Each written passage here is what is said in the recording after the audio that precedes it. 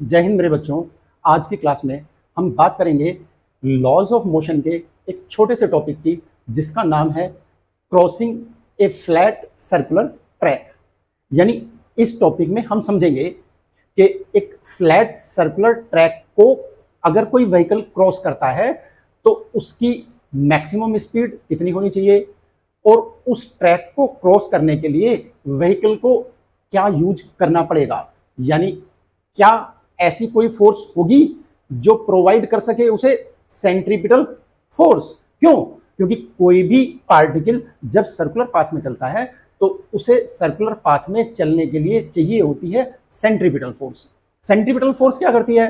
Centripetal force पुल करती है object को towards the centre of circular path, ताकि उसकी डायरेक्शन कॉन्टिन्यूअसली चेंज हो सके, ऐसे कि वो चलती रहे सर्कुलर पाथ पे। तो ये जो सेंट्रीपिटल फोर्स है ये केवल और केवल डायरेक्शन ऑफ मोशन पार्टिकल की चेंज कर पाती है, ये काम नहीं कर पाती। क्यों? क्योंकि सेंट्रीपिटल फोर्स हमेशा टुवर्ड्स द सेंटर लग रही होती है और स्पीड या डिस्प्लेसमेंट पार्टिकल का होता है along the tangent to circular path. Tangent और रेडियस हमेशा परपेंडिकुलर हैं, तो इसका मतलब डिस्प्लेसमेंट ऑफ पार्टिकल और सेंट्रीपिटल फोर्स दोनों हमेशा एक दूसरे के परपेंडिकुलर हैं। और वर्क डन बाय फोर्स का फॉर्मूला होता है F D cos theta. Theta 90 degree है, कोस 90 जीरो है, तो work done by centripetal force तो जीरो ही होगा।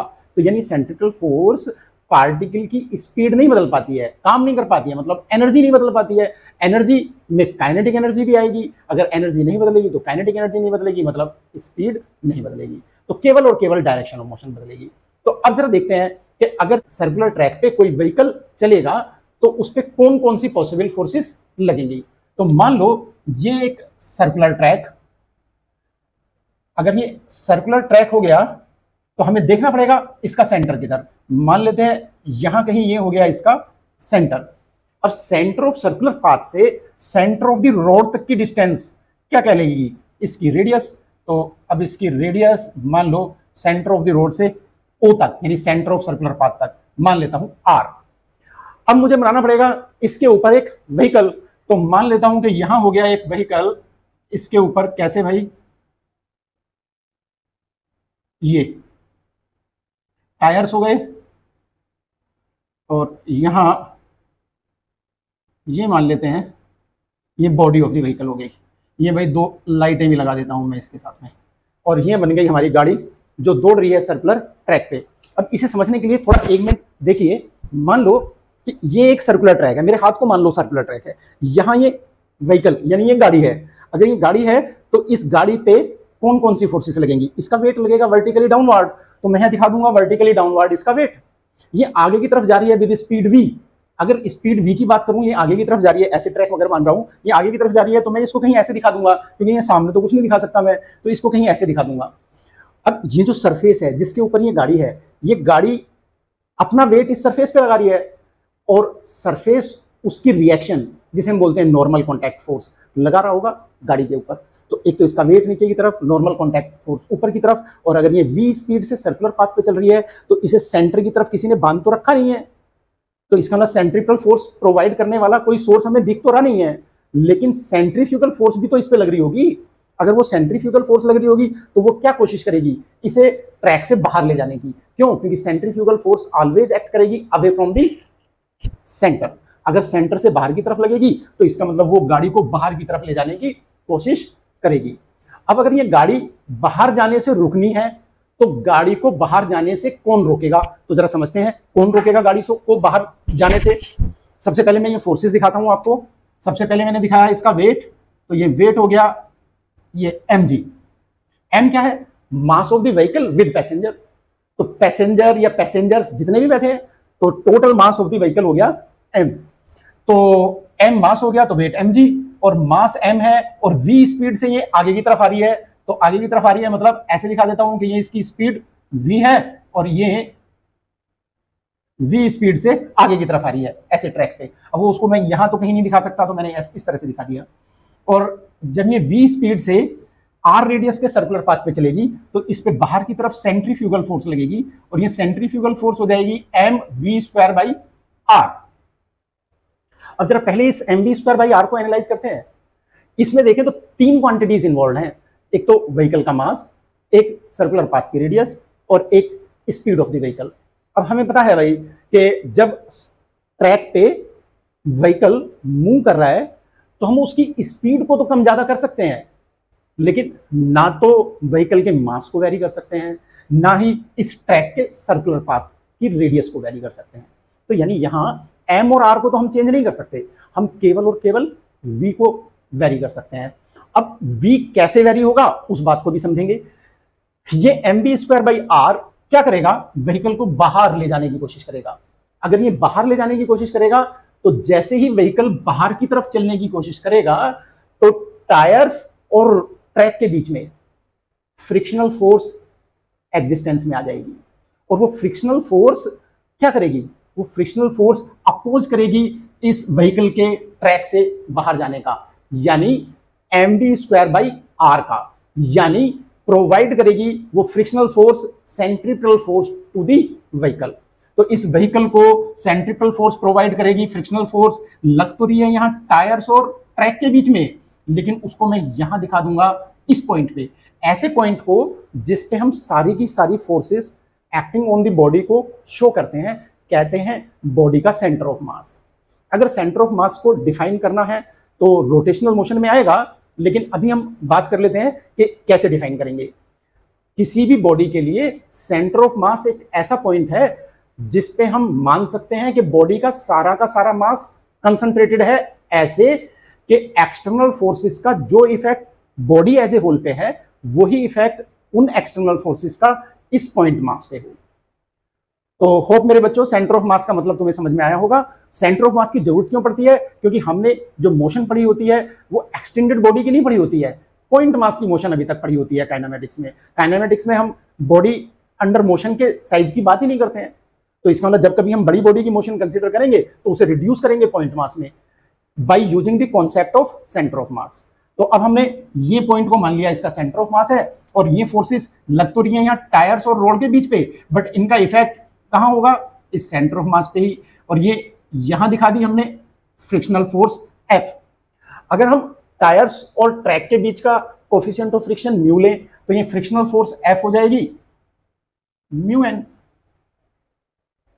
अब चूंकि वेट ऑफ द व्हीकल नीचे ट्रैक पे लग रहा है वर्टिकली डाउनवर्ड, तो ये ट्रैक इसको रिएक्शन देगा वर्टिकली अपवर्ड। तो ये हो गई normal contact force provided by track to the vehicle.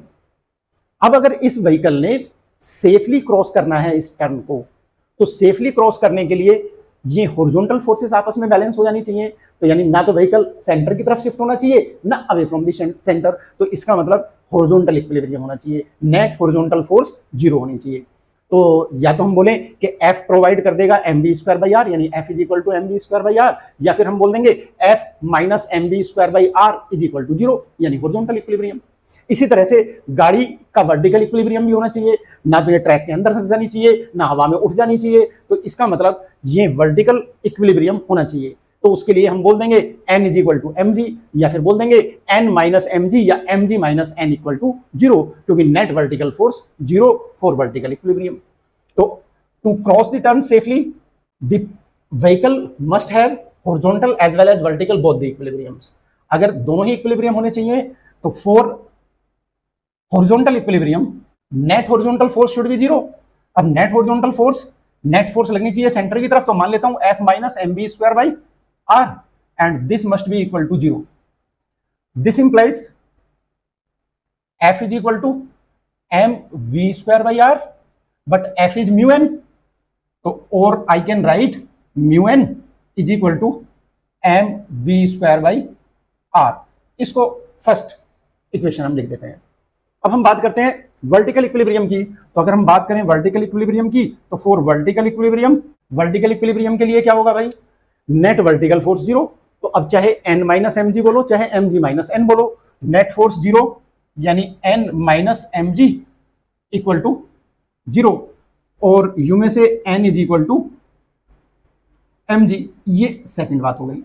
अब मैं ये n की वैल्यू मान लो फर्स्ट में डाल देता हूं, तो n की वैल्यू फर्स्ट में डालता हूं तो फ्रॉम फर्स्ट क्या मिलेगा मुझे, म्यू इंटू n का मतलब mg equal to M V square by R. M M cancel हो जाएगा, और अगर मैं स्पीड v की बात करूं तो v square is equal to रह जाएगा म्यू आर जी, या फिर v हो जाएगा under root mu R G. तो अब यहां एक चीज देखने लायक है भाई कि speed v under root mu R G है, जिसमें से r फिक्स्ड है, g फिक्स्ड है। वेरिएबल केवल क्या हो सकता है? म्यू। कैसे? जैसी फोर्स ऑफ फ्रिक्शन वैसा कोफिशिएंट ऑफ फ्रिक्शन। और हमने पढ़ा होता है कि फ्रिक्शनल फोर्स वेरी करती है फोर्स अप्लाइड के ऊपर। कब तक? जब तक कि मोशन स्टार्ट नहीं होती है। जब तक मोशन स्टार्ट नहीं होती है मतलब जब तक force of limiting friction attain नहीं होती है, तब तक फ्रिक्शन कॉन्टिन्यूअसली बढ़ता है। और फ्रिक्शन कॉन्टिन्यूअसली बढ़ता है कहां से कहां तक? जीरो से लेके अपनी मैक्सिमम वैल्यू जिसे हम बोलते हैं लिमिटिंग फ्रिक्शन तक। तो जरा देखो, अगर हम फोर्स ऑफ फ्रिक्शन और अप्लाइड फोर्स का ग्राफ याद करें तो ग्राफ ऐसे आता है, स्ट्रेट लाइन, जितनी फ्रिक्शनल फोर्स उतनी ही अप्लाइड फोर्स। तो या यूं कह लो कि हमेशा फ्रिक्शनल फोर्स अप्लाइड फोर्स के बराबर रहती है तब तक जब तक कि मोशन स्टार्ट नहीं होती है। और जब मोशन जस्ट टू स्टार्ट होती है तो ये फ्रिक्शनल फोर्स हो जाती है फोर्स ऑफ लिमिटिंग फ्रिक्शन। और अगर ये force of limiting friction cross हो गई तो फिर तो रिलेटिव मोशन स्टार्ट हो गई, तो फिर तो ये गाड़ी बाहर की तरफ भाग ही जाएगी भाई। क्यों? क्योंकि M B square by R frictional force से ज्यादा हो गया, साइडवार्ड मोशन प्रोड्यूस हो जाएगी। तो अब बात करते हैं कि अगर साइडवार्ड मोशन प्रोड्यूस होने से हमें बचाना है तो कभी भी M B square by R frictional force से ज्यादा नहीं होना चाहिए। अब इसमें चूंकि frictional force maximum value FL तक जा सकती है, तो जब फ्रिक्शनल फोर्स एफएल होगी तो कोफिशिएंट ऑफ फ्रिक्शन भी कहलाएगा कोफिशिएंट ऑफ लिमिटिंग फ्रिक्शन। उस कंडीशन में व्हीकल की स्पीड मैक्सिमम हो जाएगी। तो अगर हमसे कोई बोलता है कि हमें मैक्सिमम स्पीड के लिए एक्सप्रेशन चाहिए, तो for maximum speed to cross the turn safely, इस मैक्सिमम स्पीड को मान लो मैं वी नोट से रिप्रेजेंट कर देता हूं, तो ये वी नोट हो जाएगी under root mu L R G. तो होप मेरे बच्चों बात समझ में आई होगी कि ये मैक्सिमम के लिए म्यू एल क्यों हो गया।